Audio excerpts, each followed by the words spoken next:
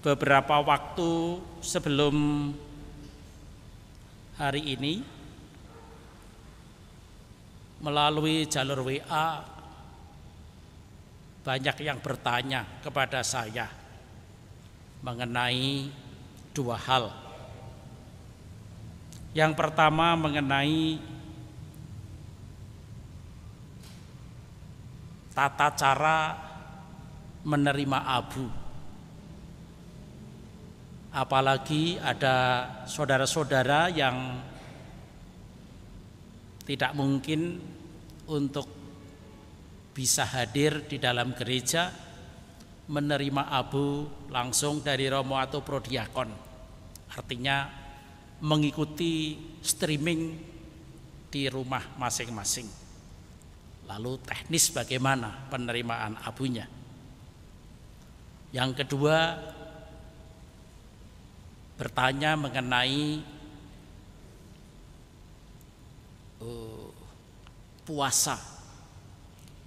puasa yang kita jalani 40 hari ini.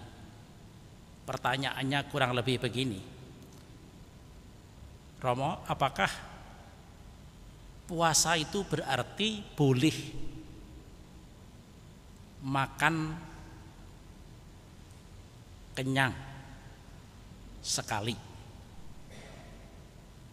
Artinya satu kali kenyang. Itu pun masih ada yang menafsirkan, membuat pembedaan antara makan hanya satu kali dan kenyang atau makan 3 kali, yang 2 tidak terlalu kenyang dan yang 1 kenyang sekali. Jadi ada macam-macam. Pada kesempatan ini saya tidak secara khusus membahas hal-hal itu.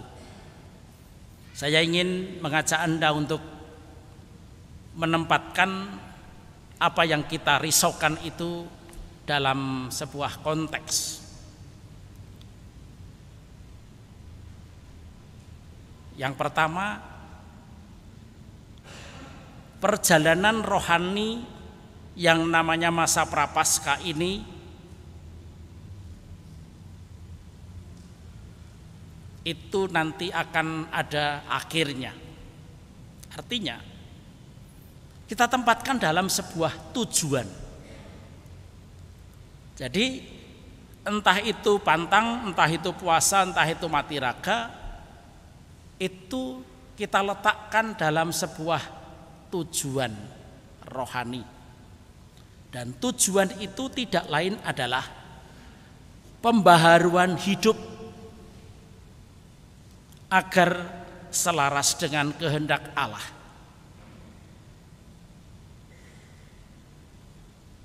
Abad ke-16 yang lalu, Santo Ignatius dari Loyola mengajar kita semua dan mewariskan sebuah tulisan yang dikenal dengan buku latihan rohani. Di dalam buku latihan rohani itu salah satu unsur penting dan pertama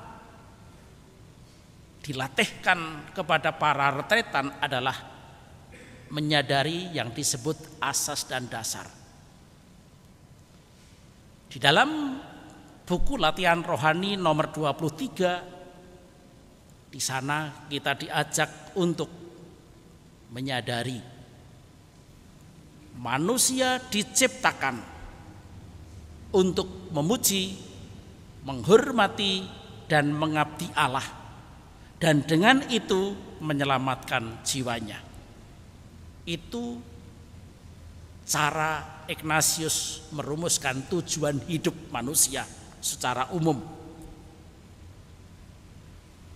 Maka juga dalam kesempatan ini kita kembali ke sana juga.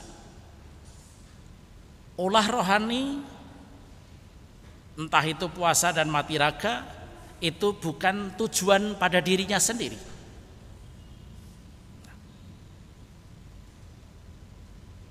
Selain kita diajak untuk kembali kepada jalan Allah atau membaharui hidup kita, dalam salah satu unsur dari pembaharuan hidup itu adalah bahwa kita menyadari diri kita. Kita hidup bukan untuk diri kita sendiri. Itu yang penting.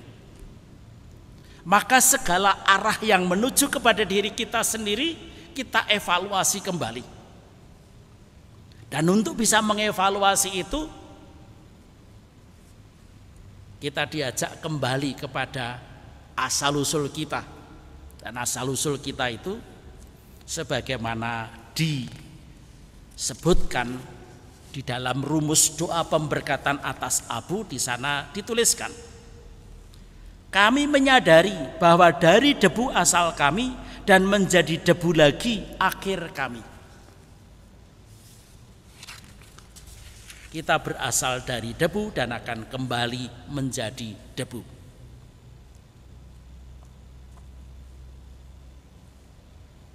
Tema tentang debu juga dibuat sebagai lagu. Itu dicatat dalam Madah Bakti nomor 368. Biasanya ini akan dinyanyikan, akan menjadi penanda hari ini. Hanya debulah aku. Dengan menyadari asal-usul kita, kita diingatkan tujuanmu kemana. Kamu ini memang manusia, tetapi kamu berasal dari debu. Dan selama hidupmu, kamu dimaksudkan untuk bisa memuji dan memuliakan Tuhan Allahmu yang mencipta kamu dengan segala apa yang kamu ucapkan dan kamu kerjakan. Poin kedua, kalau tadi tujuan adalah untuk memuji Tuhan, sekarang sarana atau cara yang kita tempuh untuk sampai ke sana adalah dengan olah rohani. Mengolah rohani, hidup rohani kita. 3 hal disebutkan oleh Yesus di dalam cara kita mengolah hidup rohani. Yang pertama, dengan pantang dan puasa. Dulu seringkali disebut bukan hanya pantang dan puasa, tetapi mati raga. Raga kita dimatikan. Karena ada gambaran bahwa raga itu menjadi penyebab kita jatuh dalam dosa. Dan dahulu juga disebutkan macam-macam hal yang terkait dengan tubuh itu arahnya atau kecenderungannya adalah dosa. Itu satu hal. Cara pertama adalah dengan pantang dan puasa. Dan kita seringkali disibukkan oleh apakah puasa saya bolong-bolong ataukah rapet begitu. Pertanyaan tadi juga termasuk di dalam konteks puasa ini. Bagaimana saya dapat melaksanakan puasa dengan sebaik-baiknya. Tetapi ingat, puasa itu bukan tujuan. Entah puasa kita bolong-bolong ataukah puasa kita itu rapet, tujuannya tetap sama. Apakah dengan pengalaman puasa yang tidak sempurna, tidak utuh, hidup rohani kita tetap mendalam ataukah tidak? Itu satu hal. Yang kedua, cara yang ditempuh adalah dengan derma, dengan sedekah. Dalam hidup kita ini, kita bekerja dan menerima rezeki dari Tuhan. Apakah saya tergerak untuk berbagi rezeki dengan sesama kita, terutama yang berkekurangan, yang miskin dan menderita? Sejak sekitar tahun 70-an derma dan sedekah itu khusus di Indonesia diberi bentuk yang sampai sekarang kita hafal, yaitu APP, Aksi Puasa Pembangunan. Kendati sudah sekian kali ganti presiden dan tidak pernah lagi bicara tentang pembangunan dalam arti repelita seperti dulu, tetapi kata itu tetap kita pakai. Dan untuk mewujudkan APP itu kepada kita masing-masing sudah dibagikan kotak-kotak APP kecil-kecil.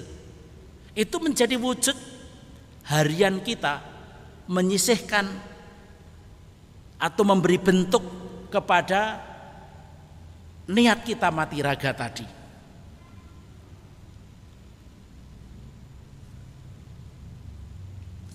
Dari APP pribadi dikumpulkan di paroki. Dari kumpulan di paroki dikumpulkan lagi di keuskupan.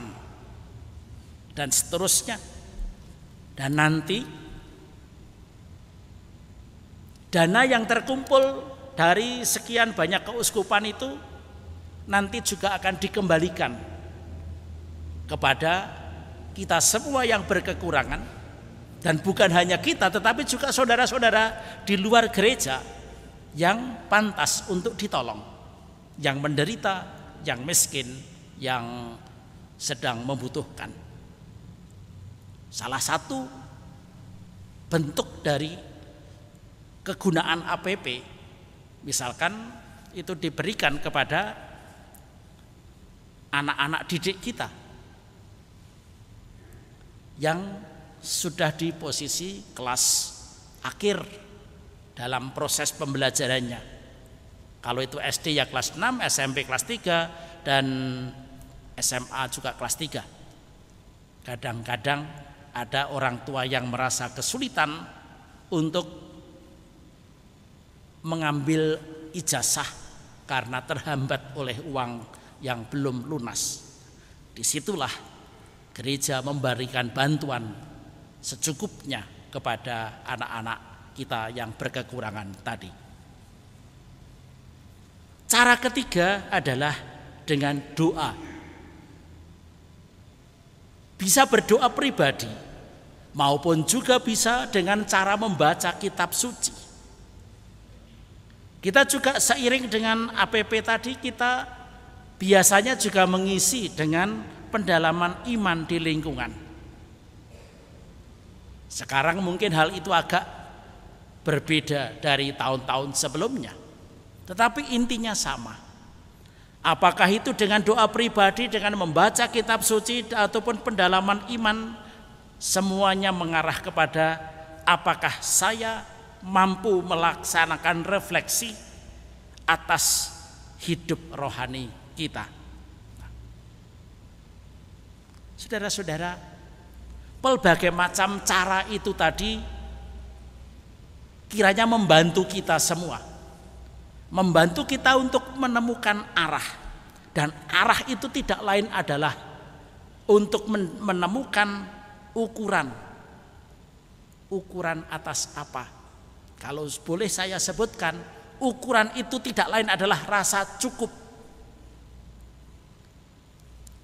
Rasa cukup. Tidak mudah untuk mengukur yang namanya rasa cukup. Tetapi barangkali kita dapat membuat perbandingan. Terkait dengan puasa itu tadi. Kita biasanya yang disebut makan, kalau kenyang atau kurang sedikit dari kenyang, atau kekenyangan, atau berlebihan, itu batasnya mana? Mungkinkah batasnya adalah sepiring kecil ini? Kalau saya biasanya makan cukup dengan satu lepek ini, ya sudah, itu kita yang menentukan sendiri. Berarti ini cukupnya di sini. Kalau saya sampai makan kenyang itu lalu berarti 2 lepek, Apakah boleh? Tetap boleh. Tetapi apakah lalu kalau 2 lepek tidak cukup, apakah lalu 1 mangkok seperti ini? Ini berapa kalinya dari lepek ini? Nah, saudara-saudara, pembandingan seperti ini akan membantu kita di manakah letak yang namanya rasa cukup itu tadi.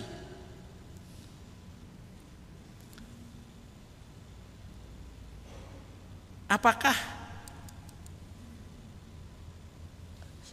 saya makan 1 mangkok besar begini ini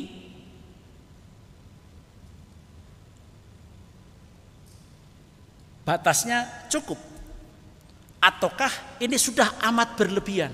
Nah, kalau dikatakan amat berlebihan itu berarti di dalamnya pasti ada yang namanya nafsu. Kalau orang Jawa mungkin menyebutkan kalau 1 lepek 2 lepek itu dianggap wajar, tetapi kalau itu 1 mangkok begini itu namanya orang bisa menyebutkan ngawula waduk. Nah, disitulah letaknya. Rasa cukup itu bahasa yang biasa dan itu relatif, itu betul.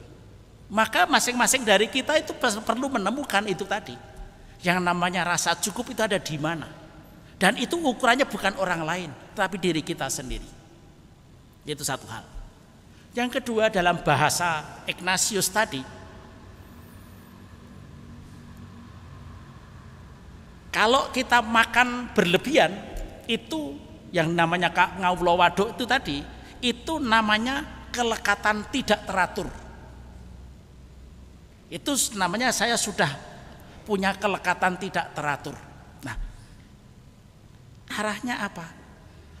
Supaya kita membebaskan diri dari yang namanya rasa lekat tidak teratur itu tadi. Menurunkan standar dari 1 mangkok besar untuk sampai kepada 2 lepek kecil tadi.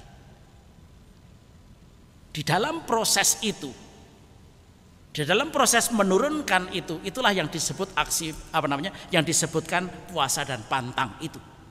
Dan kita bagaimanapun ada pergulakan batin di dalamnya. Saudara-saudara, itulah yang masing-masing akan kita lakukan dalam masa 40 hari ke depan ini. Semoga kita pada akhirnya nanti menemukan titik terbaik untuk kita masing-masing, dan nanti pada waktunya juga akan memberikan hasil yang juga baik untuk kehidupan kita. Kita ingin hidup kita tidak jomplang, tidak berat sebelah, tetapi menjadi harmonis. Saya kira itu saja catatan saya untuk sore hari ini. Mari